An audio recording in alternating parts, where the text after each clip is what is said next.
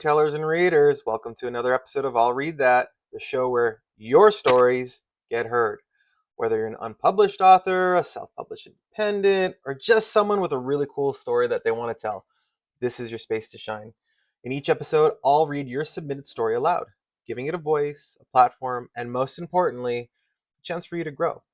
You'll get feedback from other writers, readers, and general creatives to help you sharpen that craft and take that storytelling to the next level. So, if you have been waiting diligently for someone to read your story and say, hey, I'll read that, I think you found your place.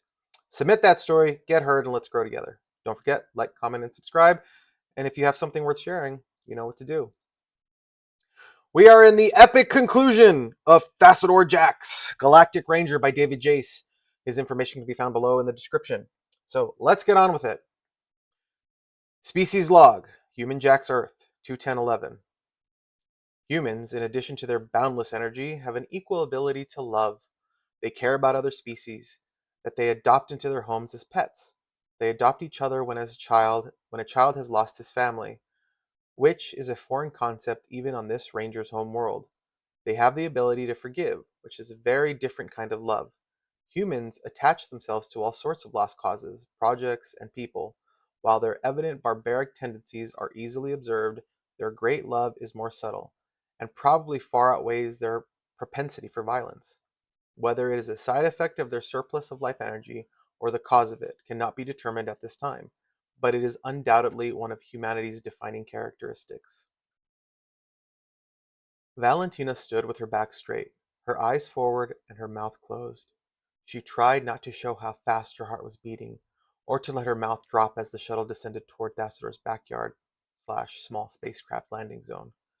She would have thought after battling with a four-armed alien and a Greek god, nearly being atomized into energy, and playing board games with a galactic ranger and an intergalactic criminal mastermind, not to mention leaving orbit with a planetary ambassador and helping to save the world, that she would be more difficult to surprise or impress.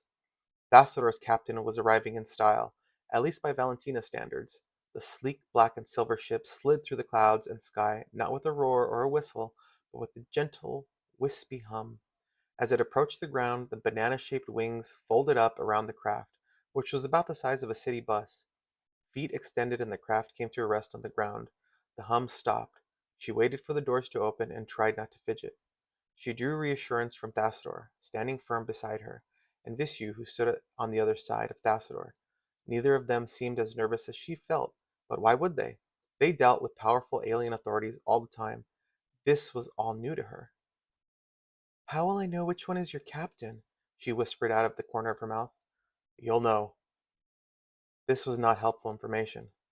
Just watch and listen. A door in the side of the craft irised open, and a broad-shouldered alien strode out wearing a black jumpsuit with sparkled stripes along the arms and angled at the waist, like stars in space. She realized, instead of hair, the top of his head was covered in short horns that swept back away from his scarred face. The mottled tan and dark brown shading of his rough skin gave her the impression of a dinosaur, but she suspected it would be rude to say so. He marched right up to Thassodar and brought up a fisted arm straight across his body sharply. She heard the hard thump as his fist connected with what must have been a very bony chest by the sound of it. Thassodar returned the salute, though, with less of a thump. The captain turned smartly to Visyu and bowed formally. Visyu returned the bow, then he turned to her. She felt her eyes widen slightly, and her pulse quickened. She had no idea whether to thump her chest or bow. She started to bow, then switched to try to salute, suddenly questioning whether to offer to shake hands. What did one do when meeting a superior officer of the Galactic Rangers? Captain Ashupa blinked, possibly smiled a little, and then returned his attention to Thassodar and Visyu. Was that all she rated? They got a salute and a bow, and she got a blink? Greetings, Ranger. Your star shines brightly on you. And space welcomes you, Byormi, returned Thassodar. Her attention was caught by movement at the shuttle door. Two 8-foot-tall armored aliens emerged. Their shoulders were a yard across, and their ragged fangs looked too big for their mouths. They, too, were dressed in the space-black uniform of the Rangers. Valentina thought they looked like walking nightmares until the next Ranger emerged behind them. It was a massive ball of green gelatin, or so it seemed to Valentina. A band of black space uniforms surrounded its middle, reassuring her that it was on their team at least. The last ranger to emerge was long-haired and long-armed, like an orangutan on steroids, with a mustache that hung below its chin, its arms full of corded muscles that she could see even from this distance. The four of them headed toward the porch in a group, and she returned her attention to the captain. "The Rangers owe you a debt, Ambassador." "We do not keep debts, Captain, though feel free to share the involvement of Vendos in this matter with your superiors." "I will, as soon as I have the details of it." He motioned to his rangers. "Shall we go inside and handle business before talking?" Thassodar led the way into the house. They stopped at the cells to introduce the authorities to their guests. "We had to let them share since I've only got 2 holding cells. The ambassador was generous enough to have his engineers repair much of the damage done by the EMP grenade, or we'd have nowhere to put them." Valentina stepped up to open the first cell door that held Hermes and Grote. One of the Fang brothers and the orangutan moved to either side of her. The hairy one bumped into her in his haste to cover the door and knocked her off balance. The big Fanged ranger caught her around the shoulders and steadied her. He snapped at his partner and then said something soothing to Valentina in the galactic language she didn't speak. But his voice was unexpectedly soft and gentle for such a fearsome-looking creature. She made a mental note to ask Thassodar about him and his species. She opened the door. Grote came out first, head hung low and sullen. He had lost the promise of mercy when he rejoined the group. He had been silent and complacent ever since the factory. The Fanged Ranger took him by one of his 4 restrained arms and led him down the hall toward the backyard and the ranger shuttle. It was an odd feeling for her to see the beast that had murdered her friend and threatened her, the butcher she knew had ravaged Thassodar's homeworld, to walk so broken, the fight no longer in his eyes. Hermes was slower. The NEI pistol had worn off, but he was cuffed behind his back and chained at the ankles. His speedy reputation had preceded even him. Despite the chains, his head was high, his silver curls in perfect place. She had to admit, he did have a regal look about him. "Valentina, may I speak with you a moment?" His voice was calm, his eyes pleading. Valentina put a hand up to stop the muscular, hairy ranger from leading him away yet. "What do you want?" "I won't forget my humiliation at your hands, girl. You are a formidable human. But thank you." "For what?" "For stopping us. It got out of hand. It wasn't very comfortable with the operation, and I wasn't very comfortable with the operation in the first place. But it wasn't supposed to end the way it did. Also, I know what you did to save me. You could have been safe, but you turned back for me. I won't forget that either." "You're welcome." He smiled, and she could see how his people had charmed the ancient Greeks. Also, if you have the opportunity, I wouldn't mind. Oh, also, if you have the opportunity, I wouldn't mind. I'd welcome a visit from you. This invitation caught her completely by surprise, and she had no answer. "I'll think about it." He nodded and strode out to the shuttle with the ranger following more like an honor guard than an arrest. Valentina moved to the next door, and they could hear the voices behind it before it even opened. "What are you laughing at about, you boneless grease monkey?" "Oh, just something funny I was looking at." "What's a monkey?" She opened the door to reveal Jakar stretched out in the chamber, leaning his large head against the wall, his tentacles untethered. They hadn't had enough magnicuffs to try to pin all of his tentacles to the wall, so there hadn't seemed much point in trying. Shold, on the other hand, was cuffed hand and foot, all 4 magnetized together, and locked in a separate small cage for extra security. Valentina thought he looked like he was on his way to the vet, and he sounded about as mad as if he were. "Well, what are you looking at?" hissed Shold. His eyes were narrow, slits inside the cage. "You!" Jakar's laughter echoed in the little room. Shold cursed a vehement epitaph in some alien language. She didn't understand it, but she sure recognized the tone. Jakar was finding entertainment in baiting the little psychopath. She honestly couldn't blame him. Shold's eyes fell on Valentina, and he spat right through the cage. "You animal! When I get out of here, you'll regret you ever looked at the stars. Do you think this cage can hold me? This metal is magnetic. Once I break free from these cuffs, I will use them to turn the cage into a weapon against you." He strained and tugged at the cuffs to no success. "Please move," said the other fanged fanged ranger in his gentle voice. The Jello Ranger squeezed itself into a taller blob and moved past Valentina to enter the room. Valentina stepped back and looked over her shoulder at the muscular ranger who had spoken. I'd be careful with the little one. He bites. You might want to tell your partner. He smiled, revealing even more fangs behind his wide lips. I can handle myself. It can handle itself. She looked into the room at the sound of Shoal yowling, more alien curses, and suddenly they stopped. The Jello Ranger had enveloped Shoal, cage and all, cutting off the sound of his protest. She could still see him, bound and furious, rattling the cage inside the alien. Its facial features floated to the side facing her, and it moved toward the door, carrying Shoal's cage with it. Valentina stepped back more quickly than before, giving the strange ranger plenty of space.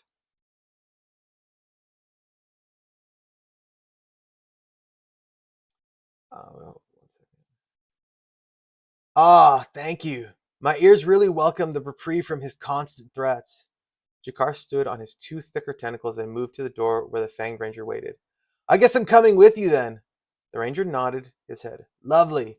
Do you know if I'll be getting the same cell back? I suppose we did leave things in a bit of a mess. But it was nice to have someone who laughed at my jokes, you know? The Ranger led him out down the hallway. He waved a tentacle behind him. Sorry for the trouble, human. Say, have you heard the joke about the Chilean vodka? It's really funniest in Chilean. At this point, he switched into another alien language. The Fanged Ranger's laughter from outside sounded like bubbling water. At least, Valentina assumed it was laughter. Maybe the joke wasn't funny. She turned to Thassodar and the captain. Well, that's all of them. They moved into the living space to sit in more comfortable chairs. Thassodar served up cups of tea, and to Valentina's pleasant surprise, it was normal Earth tea. As you can see, Bjormi, I couldn't have done it without the help of the ambassador and Valentina. And we are indebted to them both. Bjormi leaned back in his chair and crossed his arms over his chest. But Thassodar, Valentina is a human. She's a member of a subspace species. She shouldn't even know all this happened, much less have been involved. Captain, I don't think any of us could have stopped her. Hey, Captain, I'm right here. You can talk to me. Yeah, I'm human, but I'm here. The captain took a deep breath and faced her. Yes, you are. But you shouldn't be here. Try to understand. He spread his hands out, palm down. She wasn't sure what the gesture meant, but she didn't think she liked it. Galactic Ranger policy restricts knowledge of the greater galactic society from subspace species, even promising ones. Thassodar should have kept the information from you as much as possible, and turned you away when you did stumble across some information. Look, I get you have a policy, and I even agree with that most humans shouldn't know about all this because they would totally freak. But you don't seem to get that I was in the middle of this with or without Thassodar. I was almost one of the original abductees. My friend was abducted and killed by these criminals, and they place they were attacking is my home, my planet, my species. I deserve to be able to fight. I have a right and a duty to defend my people, my planet. She was on her feet now, and no one was stopping her. I am the one that found the clue that led us to get those criminals and their that led us to those criminals and their hideout. I faced down Hermes. I fought Grout. I placed the tracker on their truck. Without me, Thassodar would still be locked up on Lomax's spaceship, and Visu would be having milk and cookies and wondering what humans are like. I'm not trying to downplay what they did. I definitely couldn't have done any of this alone, and they are true heroes. But I was in this because I chose to be, because I deserved to be, because I had to be. She looked from one to the other and wondered why hadn't anyone stopped her yet. So don't get him in trouble for bringing me in because I didn't give him any much of a choice. And don't push me aside because I belong here. I've got something to say about me. If you've got something to say about me, talk to me. She finished and felt as though an overfilled balloon in her chest had blown out all the air, and now she didn't feel so confident, standing between these three men, these three aliens, these important people of authority. Captain Bjormi Ashupa set his teacup on the table and slowly rose until he towered over her and looked down at her. He formed a fist with one horny hand and slowly brought it across his chest with a deep thump. Thank you, human, for your assistance. He blinked his eyes and let his fist drop back to his side. I ask that you not reveal the details of this situation to others of your species. Okay. She looked at Thassodar and Visu, but neither said anything to her. They stood instead. Jax, I look forward to reading your full report. Please send it in as expediently as possible. Thassodar stood straight and blinked. Captain Ashupa broke the formal posture and hugged Thassodar. Excellent work, boy. Thassodar returned the hug. Thank you, Bjormi. You trained me well. Ambassador, Visyu, if you need anything from the Rangers, please do not hesitate to request it. Personal debts or not. Without another word, the captain took his leave. The three of them followed to the porch to see him board the shuttle and depart. Thassodar? Valentina asked. I don't think he liked me very much. All he did was blink at me. Thassodar laughed. Blinking among most of the species of space is like nodding your head here on Earth. Officially, he shouldn't even speak to you. Oh, I thought he just didn't like me. He doesn't know you yet. She hoped what was meant she hoped that was meant as a compliment. And the hugging, is that common too? No, Thassodar smiled. No, it is not. When my parents died, Bjormi is the ranger that took care of me, took me to safety and supported me when I entered the Corps myself. He's the reason I'm here. Perhaps the reason I'm still alive at all. Valentina raised her eyebrows, nodded her head, and after a moment put one arm around him in a half hug. On Earth, we call that family. Thassodar felt the energy surrounding him, filling the air, charging his body. The rhythmic sound vibrated through his body, bringing him into the music. He opened his eyes and looked through the purple fog of the club. The floor was full of dancers in scant costumes, grinding against each other. He smiled. It was perfect. What do you think, Ambassador? Visyu did not at first respond. Like Thassodar, was undisguised, on the only day on Earth they could walk in their natural skin, Halloween. This is, Visyu paused, looking for the words, like nothing I've seen before. What is this place? This is a dance club, the traditional mating arena for humans. He spotted an empty table and took Visyu's arm to guide him toward it. Come this way. They took seats in the booth with a good view of the dance floor, and Valentina arrived moments later with the drinks. She was wearing a black suit, white shirt and tie, with a pair of sunglasses on her head. She passed out the drinks and took a seat herself, her shoulders already bouncing to the music. Be careful with the drink, Ambassador. Be careful with the drink, Ambassador, Thassodar cautioned. They can be powerful. He took a small sip and blinked. What is it? Humans call it soda. I like it. Visyu took another sip as Valentina and Thassodar started in on their more traditional club cocktails. So, this is human mating? He gestured to the dancing humans. That's not mating, laughed Valentina gently. That's dancing. But it's kind of a forerunner to mating. Spending time with each other, breaking the touch barrier, getting the feel for the other person. It's fun, even if you aren't mating. This is what I wanted the whole time. Visyu's eyes roamed all over the club and the people. It's just not the same studying them from afar. So, Visyu, Thassodar leaned in, his fingers curled around the glass. I've been wanting to ask you, why are you here? You originally said that you were looking into potential import and exports, but you never specified what those were. Ah, yes, well, you recall I told you about my species' problem with losing life energy and the conservation of it. Yes, how your family lineage is actually the same life energies recycled over and over? Exactly. Vishu took another sip of his soda and then licked his gray lips. Well, humans have a record level of life energy, and there are some that think they might even create life energy by sharing it. It requires study, but if true, we're hoping they might share some with us. You want to export humans? Valentina looked skeptical. Like prostitutes? No, no. We would like to study your DNA. It is possible that by combining human DNA with our own, we could rejuvenate our species. But that is much down the road, and of course, would be fairly negotiated. Part of what I'm here for is to evaluate what we might offer humans as fair exchange. He looked around the club again. Though I confess, I had hoped to see the human breeding happen, to see such a distant form of life than my own. Is there somewhere we can go see that? Valentina giggled. I don't know. Well, we'll just have to see what happens. Humans are kind of private about such things. Visu sighed. Ah, pity. He turned his attention again to the dance floor, watching the young humans move with the rhythm of the music. Thassodar too watched the dancers as he sipped his drink and marveled at his own differences.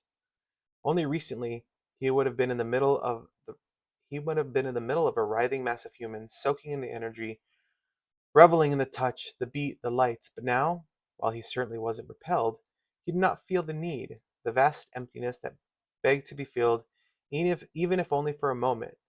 He instead felt connected. He looked from Valentina to Ambassador Visu. Even when he'd spent time with Lomax, it had never quite felt this way. He realized he hadn't felt this way in a very long time. Valentina finished her drink and set the glass down. Thassodar regarded her thoughtfully. What about you, Valentina? What will you do now? Back to college? I don't know. I guess so. I don't have any other options. Not that I knew where I was going even before all this. Other than all the people that died, of course. This has been quite an adventure. My life wasn't very exciting before. That excitement nearly got you killed, Visu said, and cost you a friend. Her voice quieted. I'll never forget Jessica, and probably never forgive Grote, but I've made new friends, and I learned a lot about myself as well as the galaxy.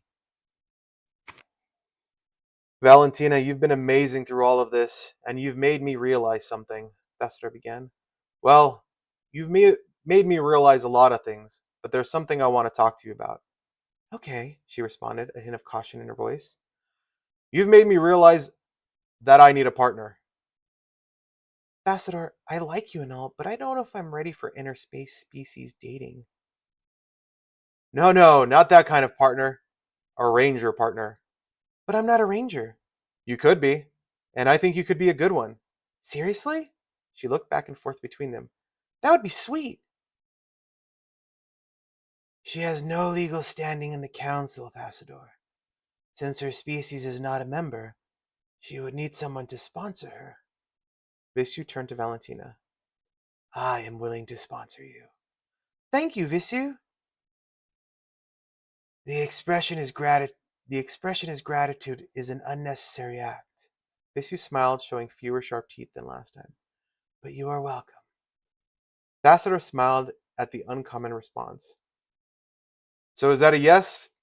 Valentina nodded her head. Absolutely. I just have to figure out how to tell my abuela. Then I'll put in the paperwork. Valentina's smile was even wider than before, and Thassador felt even more connected. She stood up and took Visu's hand. Come on, Visu, let's dance. But I don't know how. I'll teach you.